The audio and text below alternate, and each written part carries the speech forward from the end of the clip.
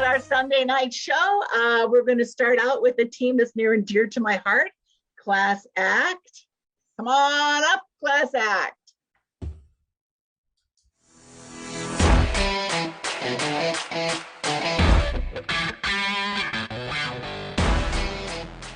Hello, everybody. We are Class Act. We're so excited to be here. And to get us started, we are going to ask you to help us with a suggestion. So if you can type a suggestion into the comments on Facebook, something, just a brief phrase of, or an example of something you have fun memories of doing when you were a kid. So something that was fun when you were a kid, and there's a little bit of a delay, so it'll take a little bit before we actually see those suggestions, but think of something fun from when you were a kid. And then what we're going to do is we're going to tell a few good truthful stories about our lives, and then get inspired by those stories and do some improv. And let's see, the suggestions are coming in. Oh, these are good ones. And let's see, let's go with climbing trees. So our suggestion is climbing trees. Thank you. Well, I used to love climb trees. And I went to grade school in the 50s, and it was one of those brick buildings, it was kind of, I don't know, Federalist style or something like that. And, we had nice big classrooms and a playground and a ball field. And I think I was about in 4th grade. And during recess, I decided to climb this tree. And the tree was right next to the path that went up to the ball field or came down from the ball field. So I was having really a lot of fun up in the tree and yelling and screaming and having fun and laughing. And all of a sudden I lost my balance and I fell out of this tree. My mouth was wide open and I landed on some poor boy's head. And I stopped climbing trees after that. I felt so bad. Luckily, I don't think I injured him too badly. It reminds me, climbing trees reminds me, I didn't love climbing trees. I was a little scared I might fall out. But when I was 5 years old, my family moved from Chicago to Phoenix, Arizona. And we were in a development, one of those post-war housing things that was cut out of a grapefruit grove. And so we had 6 citrus trees on the property. And some of them were converted through orange. I don't want to get into the details, but the point was I was missing my aunt who had lived right down the street from me, but I got a tree in the deal. My dad came and got me and told me, he said, Linda Ray, this is your tree. Although he didn't call me Linda Ray. He said, this is your tree. And it was the biggest tree on the property. And it had a perfect V in it. And it was ideal for going up to like the second branch. And I could sit in the crook of the branches and just watch the yard. So it wasn't an adventure so much as it was my tree. And that's what made it home to me. Well, when I was a kid, I always thought it would be so exciting to have a tree house. But I was scared of climbing trees. So that actually would have been a terrible idea for me. But my dream was that all these clubs that I thought would be so exciting to be in would be even more exciting if they were in a tree house. So for a little while, I did have a club with my younger brother, Matthew, and these 2 kids who lived around the block from us, Kirsten and Max. Although I was the oldest and also the bossiest, and all I really wanted to do was give them demerits and kick them out of the club. And I had this whole, I even had a notebook where I would give, I think I must have read a book somewhere where somebody was given demerits for something, or I don't know. And in my notebook, whenever they did something that displeased me in our club, which was mostly hanging out in our basement, I would give them a check mark, and that would be the demerit, and then they were out of there. So the club didn't last very long. So all this talk about trees and makes me think of cats getting caught in trees and firefighters going and getting them. And when I was in 2nd grade, 8 years old, our house burnt down, and it was pretty traumatic. It was pretty, exciting. It was scary, but my dad woke up and there was one of the rooms was on fire, and he ran up and he got us and he saved us. And it made the news, like it was a pretty big deal. And in the story, they wrote about how one of the firemen broke their arm in the blaze. And so a couple of days later, when I went back to school at recess, we were reenacting and playing the fire. And so I'm with all my friends, and I forget exactly. I either wanted to be me or my dad, and I wanted everybody else to like be either me or my dad or my brothers, because that was the experience. And all of the other kids, every single one of them wanted to play the firefighter who broke his arm. The one person I never met, I didn't know, wasn't close to me. That's who all of the kids wanted to play. And I was so frustrated with them for like, hey, this was like a big deal. My dad saved us. We were scared. And all they cared about was the exciting firefighter who broke his arm. So from that experience at a young age, I learned that sizzle and flash was a lot more important and caught people's a lot more attention than a heartwarming story of heroism by a loving father.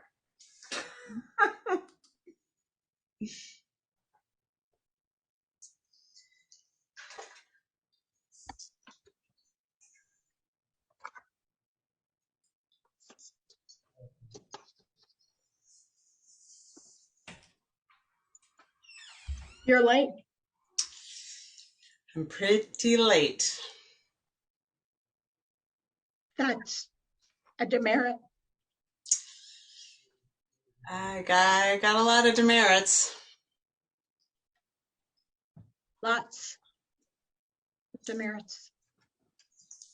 I mean, Sally, who was just hired, she is just so many demerits, and I am feeling a little bit of competition. So I'm working on. I want to beat Sally in this competition.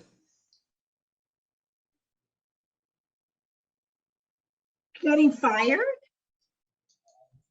Well, no, not getting fired, Monica. Getting demerits, getting your attention, making it into your notebook. Doesn't work that way. That's the game that Sally and I, well, maybe I created. That's how it works, Monica. I say how it works. Well, you get too many demerits, I fire you. Well, that's how it works. Well, then Sally would really know that I worked harder than she did at getting those demerits. Monica, you've got to admit it's a really smart plan. I gotta call the recruiter. You're both gonna be gone.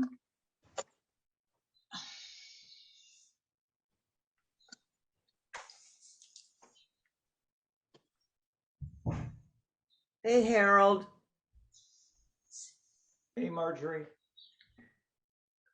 Did you hear about Sally?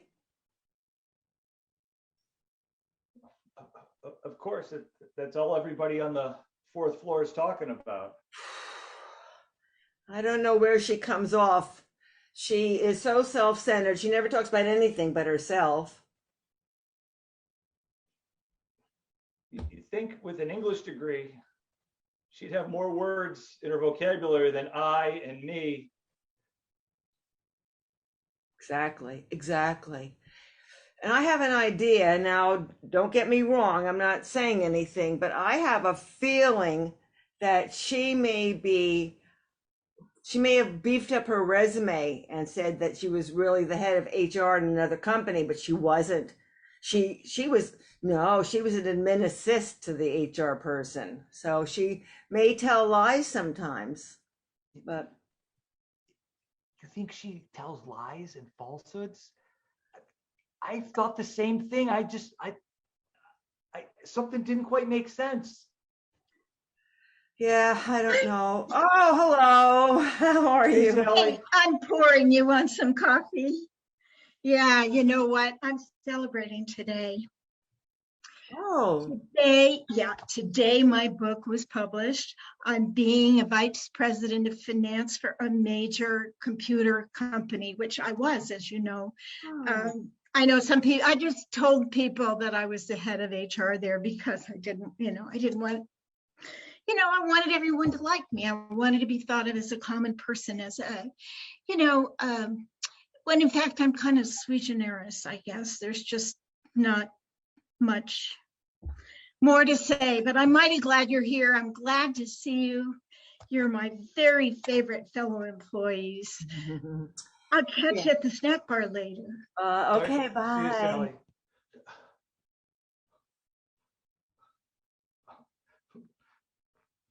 Vice President of Finance? It's probably self-published. I doubt Random and Sons would do it, or Scribners or whoever they're called. Oh my God, I dropped my bagel. I got so upset. But 5 second rule, you know. yeah, I got it. I'm starting to eat it again. Were you kidding me? But I think she just, she can't help herself. It's all about her. She doesn't even think about us. She just talks nonstop without thinking about anybody else in the room. No, I mean, it's obvious that she was never a vice president on Wall Street. But, what can you do? You just, it's just, Yeah, it really we is. know, but, we're not going to call you out because that's not what we're going to do. But Right, we're not going to do that. No, we're not going to do that. But it does get very annoying to have to look like we care about her. Believe me. That, like we.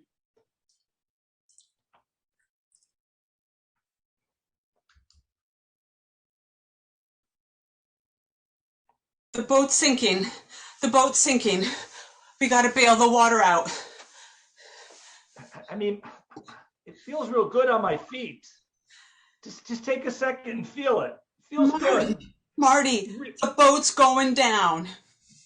I know it's going down. I know that you love this thing, the SS Minnow 2, you big Gilligan's Island fan, but literally feel the water on your toes.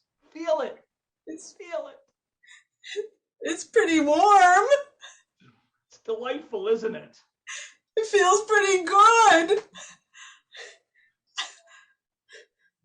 I'm content to just go down with the ship.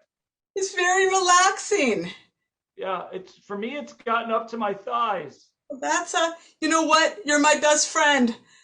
We might as well be shark food together. We have the great whites here, so if we're going to feed sharks, at least we're feeding. Oh, here they come! Here they come! Oh my! Oh, look at those stoppers! At least it's the two of us. I love you! Oh, you're my best friend! Everybody get in here. We're going to reenact the sinking of the boat. I get to be the shark. Let's see, Phil, you can play the boy, and Louise can play the girl, or maybe we should do it the other way around. Oh. And then I can be the shark. Does anybody want to be the captain of the ship? No, I'm going to be the shark too. Yeah, I think I'd be a really good shark. I'm so excited. Elizabeth, you would be a good shark. Oh my God. Somebody's got to be the captain of the ship and has to sink into the nice water. Captain of the Titanic. Let's go. So we're going to be the sharks. We're going to be the sharks in the water. Yeah. Laura, you should try being a shark. It's really fun. It's really fun. Oh, I think I might have something crashed into me. Oh, it was a giant point thing. Oh, it was a big shark. Oh, I'm a big scary shark. Oh yeah. Did we do a good job? Oh man. You were great. You were great sharks. Fun. Thanks goodness for Captain Margot, right? Somebody's always got to be the ship captain. Tomorrow we'll play the house burning down.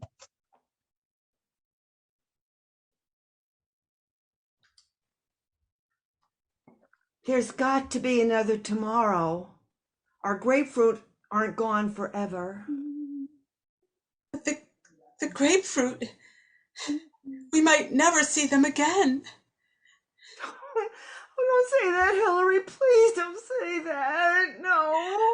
Lucille, you need to accept it. The grapefruit are gone. Hillary, you need it for your vitamin deficiency. I'm so worried about you and all of your make-believe diseases that you have going on. I have a lot of make-believe diseases. Oh, you have the Scaramucci disease, and you have the planoris disease, and you have the Menikabai disease. And I'm so worried about you, sis. Oh, gosh. The planoris disease is the worst one. It's terrible. It's absolutely terrible, and I need the grapefruit. Yes, you do. Yes, you do. Yes, you do. So I think I found a grapefruit here in the refrigerator. Wait a minute. One less grapefruit. I'm gonna fix it. Oh, I'll wait. I'll be patient. I've got that cute little grapefruit spoon. Yeah, it's really cute, the little curve. Okay, thank you. Take it. I want to throw it at a car. What's that? I need a grapefruit to throw at the cars. Well, I only have but one. Oh, Don't give it to her. Well, I think she needs it. She needs it? She said she needs it. I can't.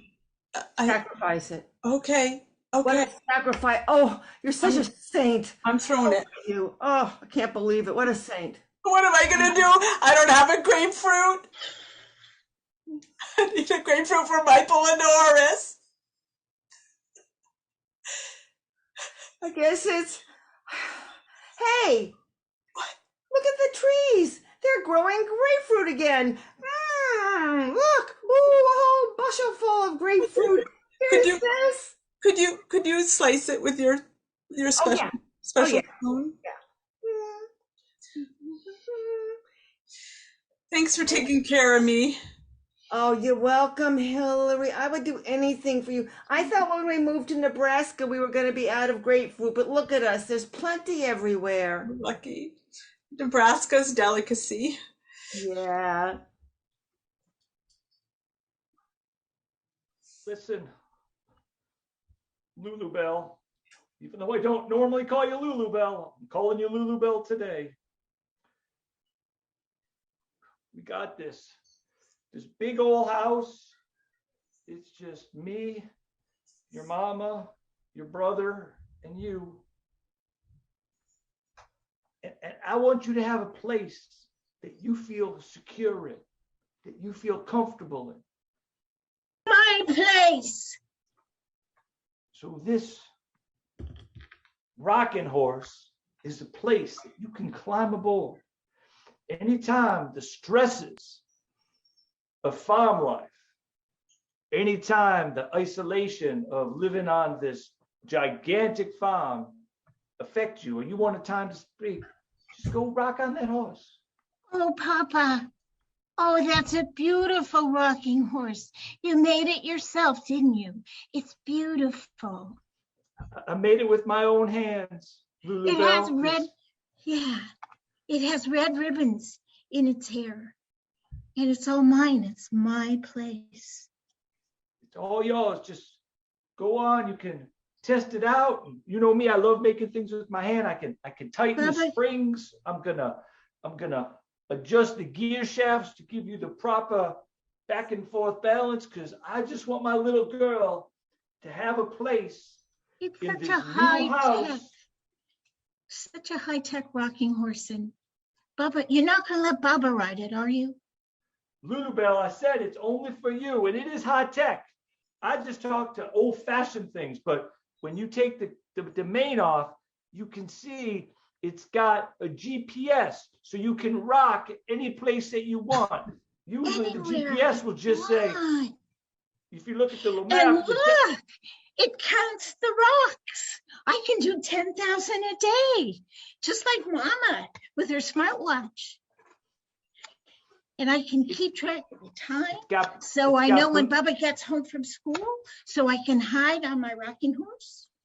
oh, Lulu Bell, I'm sorry your brother Bubba is causing you such stress. I was hoping that by giving you a rocking chair, a place where perhaps the motion, perhaps the idea of you having your own space could make you feel at ease and at peace, because your papa loves you. Oh, I hear a squeak. I'm going to just put some oil in there because I want this running 100%. Papa, I love my rocking horse, but it's not going to get rid of my Bubba. Bubba, it's my rocking horse. Okay, Sergeant, I'm telling you one more time. I need you to salute in the proper way. No, I don't like that kind of salute, Sergeant. I want you to salute. Let me see that. Let me see that. Proper salute now. Listen, George, just because we're having a relationship doesn't mean you can slack off on me like that. Okay, give us a proper salute. What is it? We interrupt this scene for a commercial from Lexi Pharmaceuticals, maker of Genelics, America's #1 cure for planaris disease. If you've got planaris disease, take generics. Now we return back to our scene.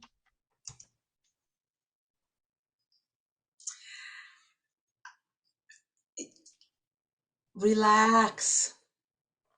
It's going to be okay. We can do a wave instead of a salute.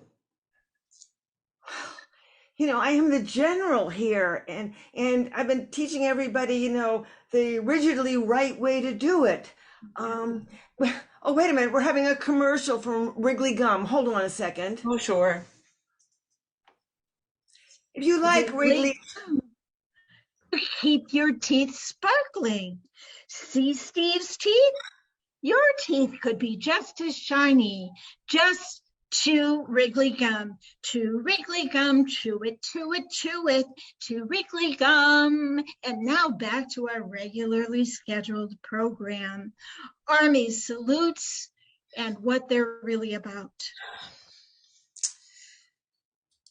Well, I was just thinking that it's okay to shake things up a little. you know, Right? you're right. Let's have a different kind of salute, you know? I think a salute like this and this and this would be great. La da da da.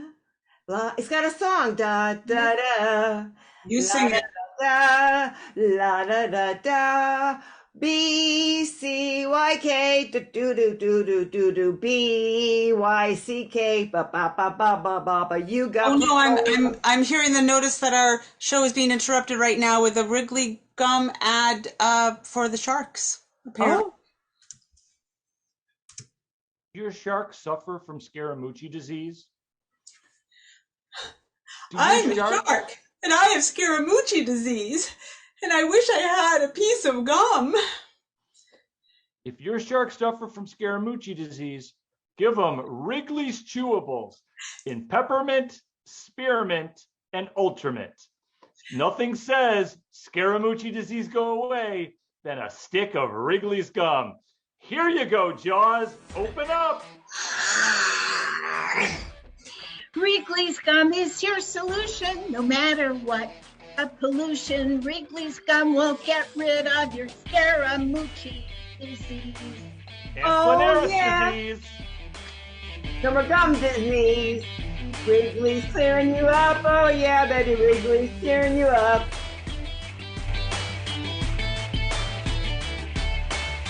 And that's the show, ladies and gentlemen. We are class act.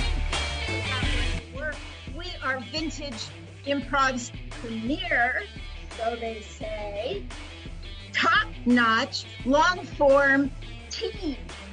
And we hope you'll come back and see us the second Sunday of every single month right here on the Follies. Yay! Thank you, everybody. Thank you, Class Act. Just hang on, folks. We'll be back in a minute. Bye-bye.